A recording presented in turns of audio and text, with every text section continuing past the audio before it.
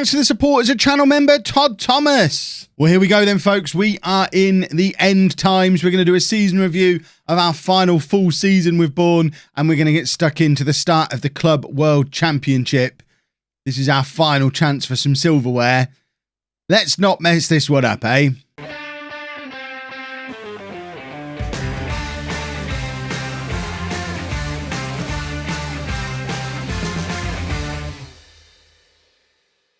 Hello and welcome to part 167 of Bourne Again. I'm Kevin. Coming up on today's episode, we have our season review. We're not going to bother with transfers. We'll save the £70 million transfer budget for the new guy. We might check in and see what he's done in a couple of episodes' time once we're through the Club World Cup. But my plan is do the season review stuff, have a look at who has ended the series with all of the records for appearances, team of the save, that kind of stuff, and then start the Club World Cup. I'm thinking do the first group game today, second group game, first knockout round game tomorrow, assuming we get to the knockouts, and then kind of see how the rest of the tournament shapes up from there. If we get all the way to the final, I'm thinking it's 3 days, 2 episodes a day. 2 episodes a day, 2 matches a day, not 2 episodes a day. I'm not a crazy person. But before we get into it, let's have a look at the season review stuff. And there's your confirmation that LOLLUJO has now made it into the all-time best 11. And it's taken us, 22 seasons to get to this point. I actually think we might there have an all-time best 11 that I reckon I can probably agree with. Sir Alan Hardy in goal. Yeah, I mean, he did enough to earn a knighthood. He deserves the goalkeeper spot in the all-time best 11. A back four of LOLLUJO, Diaz, Da Silva and Arango. Sarmiento and Steinman in midfield. Cook, Ricardo and Semi Tarsernajaki behind Christian Gomez up front. It's never... the all-time best 11 has never looked so good. And... yeah, I don't think we can disagree with any of that, really. I mean, I guess there could be an argument from Addo that maybe he deserves to be in ahead of Sarmiento, but Addo's been here 2 years. Sarmiento did 5 or 6.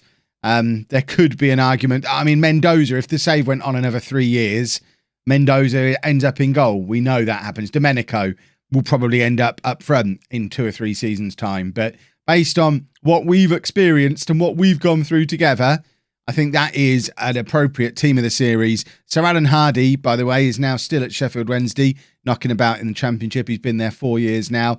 Sarmiento, who left us last summer to go and sign for Porto, has been struggling to get into their team. That's quite a surprise. He's played fewer games for Porto than he has in any of the seasons he had with us. And there's been times this season where I would have taken him back if the option had been there. When we've had a few injuries and suspensions and I'm forced to play Agostinho and Giroud together in midfield, as much as I wanted to bring the youngsters through, Sarmiento would have started for us if he'd have been here more times than he did for Porto. Ricardo is the other one, of course, who's left. We experienced him at his best for Tottenham, scoring a couple of goals against us this season. But he's had a very typical Ricardo season. Played most games, scored a few goals, not really done very much. I don't actually think I miss him. And then Christian Gomez, who's at the number 10 for Burnley, apparently, finishing the season with 11 goals from 29 starts from them, only a 6.97. He's just not quite the same, not in a Bourne shirt, is he? But we'll always remember those 4 glorious years where he got his 100 Premier League goals after first signing for us. The players who make it onto the bench, who deserve some notable mentions. Mazzinho, who's now playing for Stoke, having gone to play in Russia and then come back, and he's now playing in the Championship for Stoke. Carlo Driscoll, who's now at Cheltenham, who I don't remember him being here. I don't get why he's on the bench for this team, because he only played 2 seasons for us. He was around for a few more, but he did 2 seasons. On that basis, Addo should be on the bench. Joel Barnes has finally lost his place on the bench, but is still at LAFC. Is Pavlov still there with him? Because that would be amazing if Pavlov is still knocking it. He is! Goran Pavlov still also playing for LAFC. And, I mean, he must be close to being their all-time record goal scorer, having been a striker for them for nearly 10 years. He isn't, but... I mean, he can't be far away. We could do the sums, but probably not going to do the sums. Who else have we got that we need to be looking for? How many buttons did I click to get through to Pavlov? Terry Broadbent, who retired, having left us. Retired age 28. That's a little bit of a shame. I feel like he did have that injury, I guess. Dinko Arnautovic, who's now playing for Krasnodar in Russia. Left us to go to Spain. Never really got going. Although, to be fair, he played 29 games for Malaga that year, but he's now playing in Russia. Jake Bruce, who I think left us to go to Newcastle. Yeah, left us to go to Newcastle. He's now playing in Austria, or he's now living in Austria. He's not really playing in Austria. And then Jacob Quinn, who, of course, retired after leaving Sheffield Wednesday and deciding never to sign for us permanently. The rascal. So that's the all-time best 11. Who would you have in your Bourne team of the series? Let me know if your team of the series differs from that one. Like I say, I think they've pretty much hit the nail on the head, which, judging by some of the random team of the season, team of the series stuff we've had this year, I think FM have stepped up and got that one pretty much right. They must know it's the final season. End of season awards, Cerner Jackie. Do we not even get a signing of the season? Because we didn't sign anyone, so we don't get a signing of the season. Wow. Cerner Jackie, do you not normally have top goal scorer on it as well? Or is it just signing of the season that gets added? 34% of the vote to Silva, 29%, Domenico, 24%. I think I probably would have given it to Domenico this year. Sebastio got the goal of the season, though, which I think is probably a free kick. Sebastio does have a very snazzy free kick on him, so let's have a little look. Free kicks do often win. Yeah, there you go. From right behind there, look at the bend on that. It's a good free kick. I don't think it was the best goal of the season. And Lee Cook, 24 years old, despite being here for 5 years, is still winning Young Player of the Year. It's the last time he'll be able to win it. Team of the season, Mendoza in goal, back four, Giladucci, Diaz, Da Silva, Foose, Bonilla at the base of the midfield, Addo and Labinkovic ahead of him, Cook, Cerner Jackie, Domenico as the front three.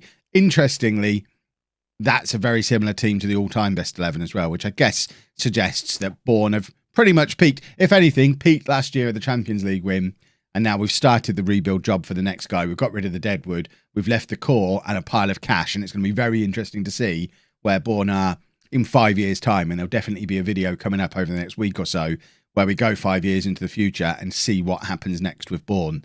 Domenico finished top scorer with 36 goals. Bonilla 7.29 is an average rating. Cerner Jackie 14 assists. Steinman 93% pass completion. And there's your Naughty Boys Club for the last time. We'll jump back into this stuff again in a second, but I do just want to have a look at some of the other club records that we're finishing off with. So all-time record goal scorer, Christian Gomez, 111 goals.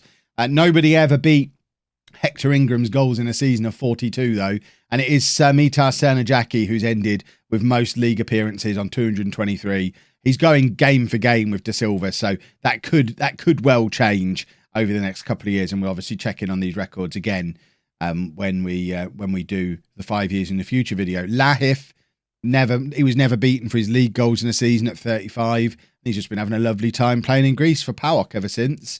Highest average rating went to Luke Plange. Whatever happened to Luke Plange? He retired after leaving us. He's been retired for nearly 15 years at this point.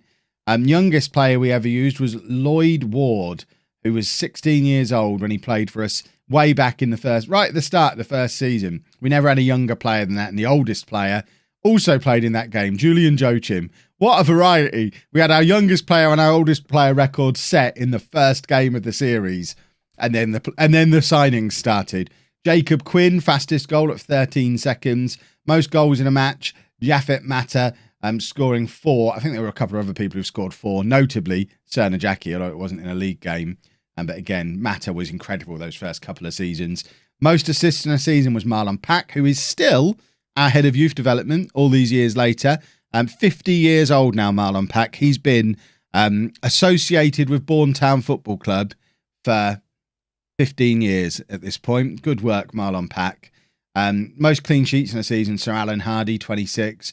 Bond had the most man of the matches in a season, another one who retired after leaving us, age 26. Youngest goal scorer was Henry Kumwenda, don't even remember him. Oldest goal scorer, John Boardman, at 38 years old, who weirdly was a manager before signing for us, then signed for us, played for 2 more clubs, and never got back into management, which is a bit of a strange one. And there's other records on there that you can nose through as well. Highest transfer fee paid was Addo at 110 million. Highest transfer fee received, Soma, 70 million. What we can do, I think, is have a look at my profile, which will show, transfers in, transfers out. So we've ended the series with a net transfer spend of like 140 million, which I don't think is too bad. We've spent 962 million, sold 732 million pounds worth of players. There's obviously more than 140 million pounds worth of assets at the club as well. So if we were to really want to strip things down and put Bourne back where they were to begin with, we end up with a big net transfer profit.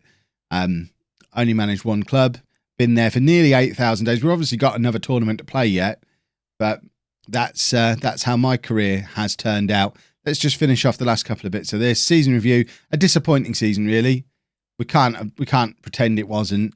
It was all part of the rebuild process that was going on. I feel bad agreeing to any of this when I know that I'm leaving. Increased commercial revenue. I mean, I don't care. I'm not going to do any of it. Fine. I'll agree to it because I'm resigning soon.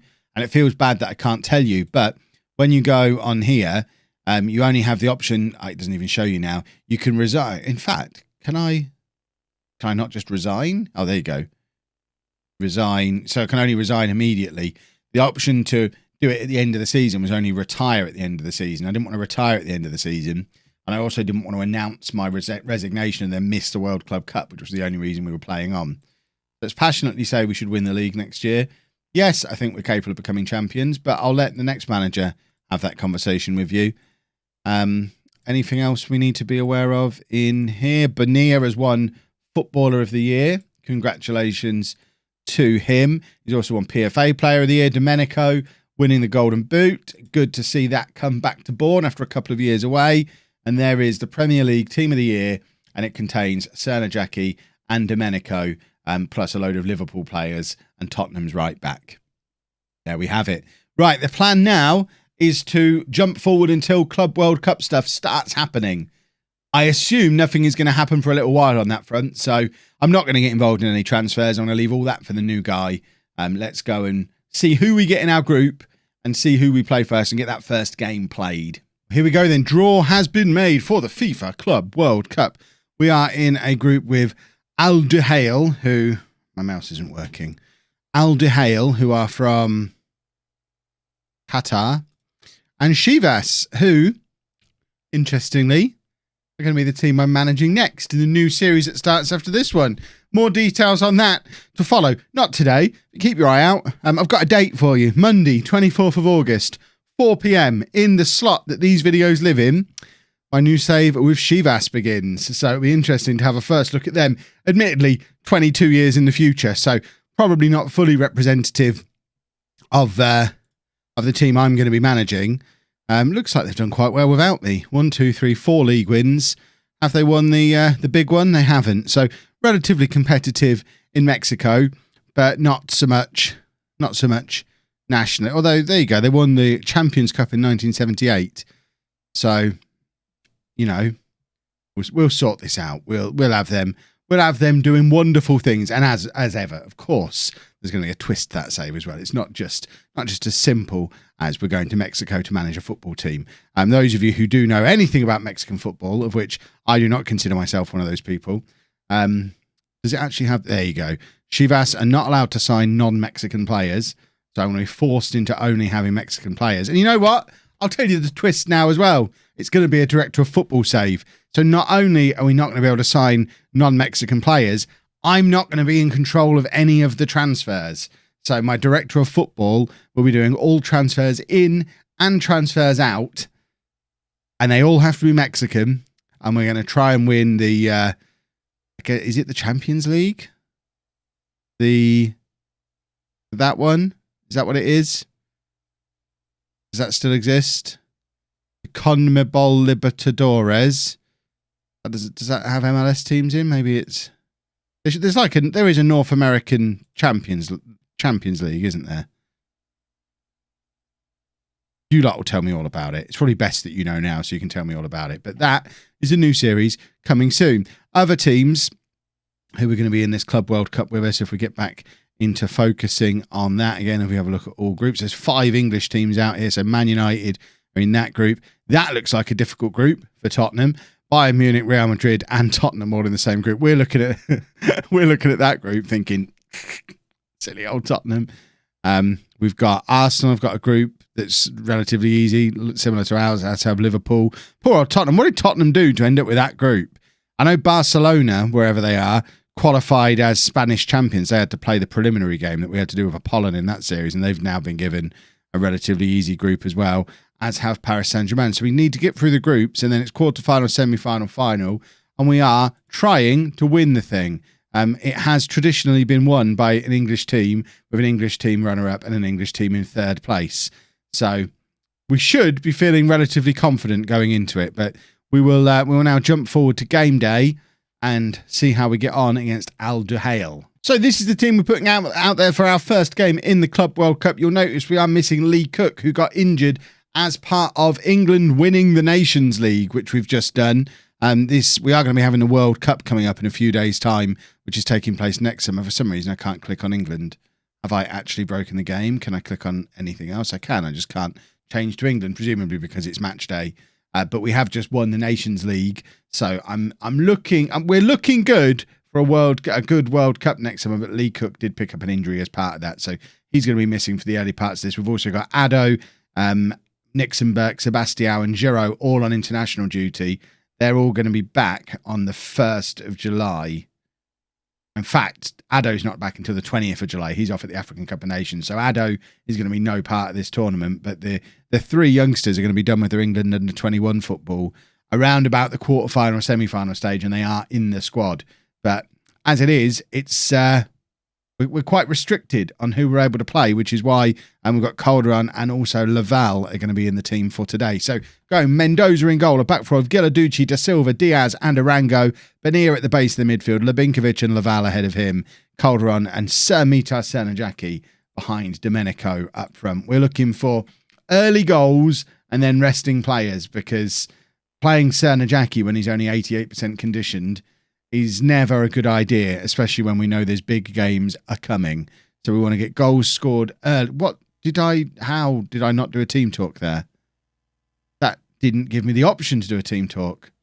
I'm not quite sure what I've done wrong there. I think I double clicked the space bar, which skipped past that screen. So hopefully I've not upset all my boys. I like the fact that if this whole tournament is at Sevilla's ground, we're going to have my current team against my new team in the next match, which we'll see tomorrow, at the ground of last year's team, which I think is awesome. Domenico with 3 minutes on the clock from the penalty spot to put us 1-0 up, and he does. It's Al Duhail 0, Bourne 1, and I would like to think there will be a lot of goals scored today. This should be a team that we are capable of putting rather a lot of goals past. That's the plan anyway.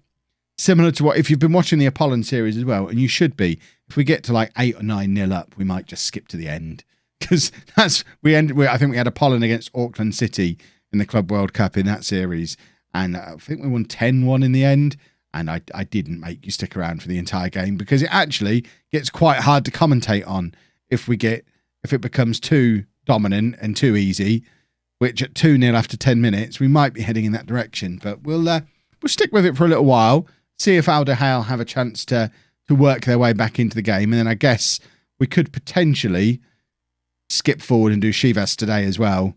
And then see how we get on from there. It then doesn't work out. I guess we'll do that. We'll get to 6. As soon as we get to 6, we'll skip to the end. And then we'll do the Chivas game today as well. Because I want to see how good they are. I would like to think they're quite a good side. But I'm intrigued. We'll see how good they are. And it kind of gives me a little bit of a yardstick to work towards with the new series. We're going to concede a goal here. We might not get to 6 goals. I'm talking about what we're going to do. This is like in Non-League to Legend this year when I said, when we win the Champions League with Tottenham, I'm not going to end the series. And then we never did. That's exactly what's going to happen here. When we get to 6 goals, we'll skip forward to the next match. We're not going to get to 6 goals. It's now 2-1 and Al Duhail are over the moon. They've just got a goal against Bourne, former Champions League winners. What's going on here? Skip this. We don't want to see penalties going in. Hopefully that's enough to motivate the boys to go out there and grab a few more so that we can then squeeze Chivas in this episode as well. Am I saying that right, by the way? I'm assuming it's Chivas, not Chivas or Chivas. I think it's Chivas. I will obviously I'll obviously look it up and learn to do it properly before I start that series. But for now, I think it's Chivas. I think. Or Club Deportivo Guadalajara, if we want to use the full fancy name. See, I've been doing my research. Domenico's just put us 3-1 up. And always right with the world. Domenico's just going to bang in goals from. By the way, Domenico finished Champions League top scorer this year in a season where we got knocked out in the first knockout round. He got 11 goals from 8 games in the Champions League. Domenico, very much the Champions League striker that we'd been looking for so many years, which is why Soma ended up getting brought in, etc., etc. Right, corner time. Serna Jackie with the in-swinger. Domenico nods down to Labinkovic, and it is just over from him. And we continue to go about our business, looking for more goals. Oh, we've made it through to half-time. We're 5-1 up.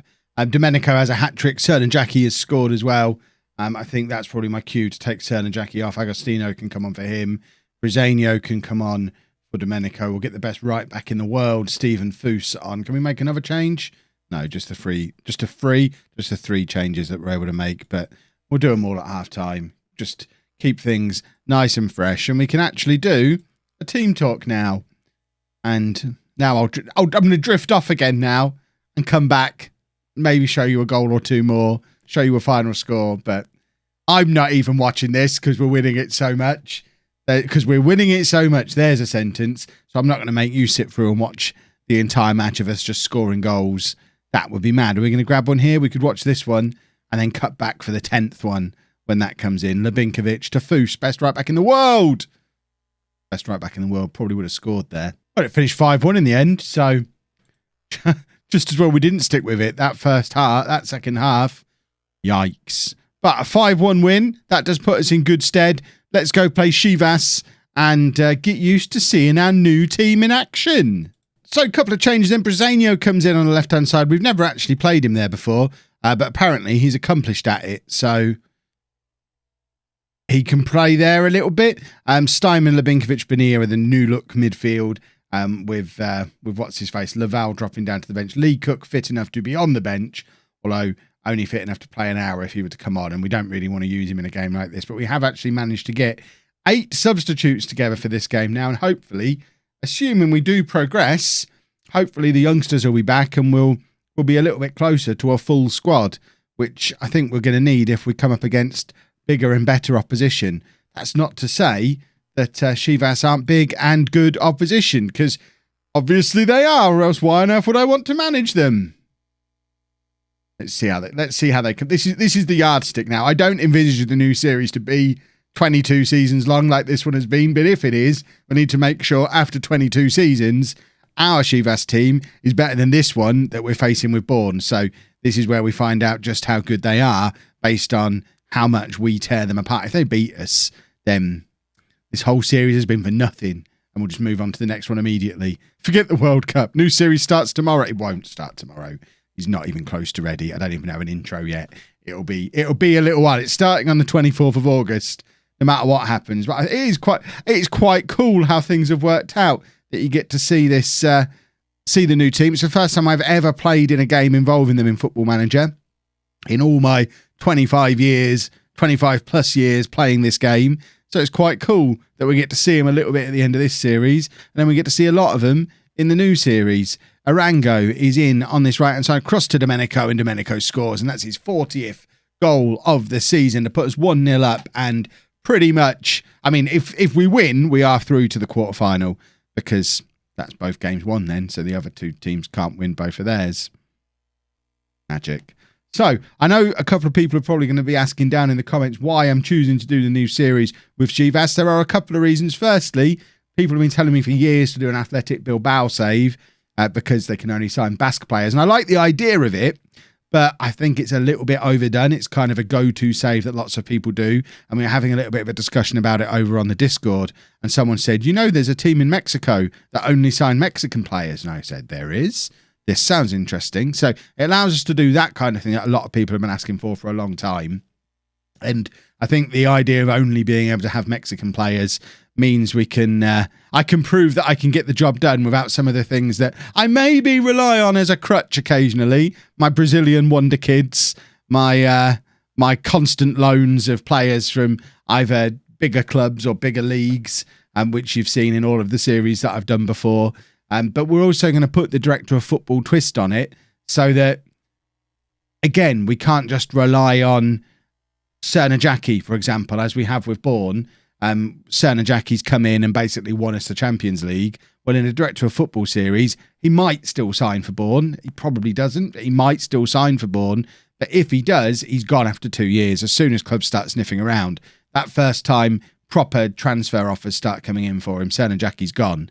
And it's going to be a little bit, it's going to be more of a test of my tactical knowledge and my player development, as we're going to have to focus on players that are Mexican, players that we've got, develop them, knowing that when we do develop them, they're going to get sold out from under us as soon as they get any good. And we're going to have to adjust the tactics to fit the squad rather than picking a tactic and squashing players into the squad. So similar to how the Greek Odyssey took me out of my comfort zone by moving me to a country I'd never managed in before, and putting more of an emphasis on youth players and international management. This is going to, again, take me out of a comfort zone and look at doing stuff that I've never done before. I've never managed a club where you have to sign all players of the same nationality. I've never had that kind of restriction on transfers, but also taking transfers out of the mix altogether. I very much think that I tend to succeed in Football Manager more often than not because of my transfers. It's definitely my big strength, although obviously the Streamer Showdown over on Twitch has shown that I can get the job done tactically from time to time. But even that, the three of those that I've won, they have been 3 times when I've done a really good draft. So even then, player recruitment and stuff like that comes into play. By the way, if you want to get involved in the Streamer Showdown, it happens on Twitch about once a month. I stream on Twitch 4 times a week, Mondays, Wednesdays, Thursdays, Sundays, 8 p.m. UK time, twitch.tv/LOLLUJO. If you follow me on there, you'll find out the next time I'm playing in one. Or follow Streamer Showdown on Twitter at the FM Showdown, I think it is. I'll put the link to that in the description as well, if I remember. But yeah, I think it's going to be quite an interesting save. I don't imagine it to be like 200 episode save. I think because it's a team that's already well established in Mexico, already quite capable of winning the league within a year, 2-3 years. It's going to be about winning that continental trophy whilst playing within these restrictions and the frustrations that come along the way. And I think this is going to be the kind of thing that I'm going to do a little bit more of in FM21 particularly, rather than having 2 similar series run alongside each other like I have for the last few years with 2 series that both start deep in non-league in England, and one of them I leave clubs and one of them I don't. But at their core, they're quite similar series. They're both very long-term series. I think the plan for FM21, which I'm kind of testing at the moment with Apollon and now with Chivas, is going to be, we'll have one big long series running at a time, which will probably start with non-league to legend. And then when that finishes, we might do a 1 club road to glory afterwards, but it won't be at the same time like it has been the last 3 years with Nuneaton, with Home, with Bourne. They've run concurrently with non-league to legend. The 1 club save will replace non-league to legend when that finishes. And then alongside that, maybe 4 or 5 days a week, maybe not quite as often as we do now, but alongside that, there'll be a number of shorter saves that maybe only last 2 months, 3 months maybe, where we can get through 4, 5, 6 of these mini saves over the course of the year, where we just pick a club or a scenario or a country or a set of rules that is interesting, go and be interesting, doing it for a couple of months, and then go and do something else and do stuff that people can dip in and dip out of, rather than having to be fully committed to 2 series all year, which I know is a bit of a slog at times, especially when the weather's nice and I'm pumping out 2 transfer specials in one day and they're both a bit similar. I listen. I'd like to think that's proof that I listen. Right, let's make a couple of changes. Regulus is going to come on. Agostino's going to come on as well. And we're also going to bring on Lavelle as our 3 changes today. We're 4-0 up, by the way, for those of you who've just been listening to me chat. I have no idea what I'm going to call this video. This could just as easily be labelled Kev Chats about the new series and plans for FM21. I think I quite like the fact I've hidden the chat within a video that's right at the end of the series that not a lot of people are going to watch, because not a lot of people are going to be interested in the Club World Cup at the end of a long series. It's a reward for the hardcore amongst you that are still watching this video. You've got to be around for a little bit of a chat about what we're doing next. And hopefully you'll enjoy it. Let me know down in the comments what your thoughts are on the future plans.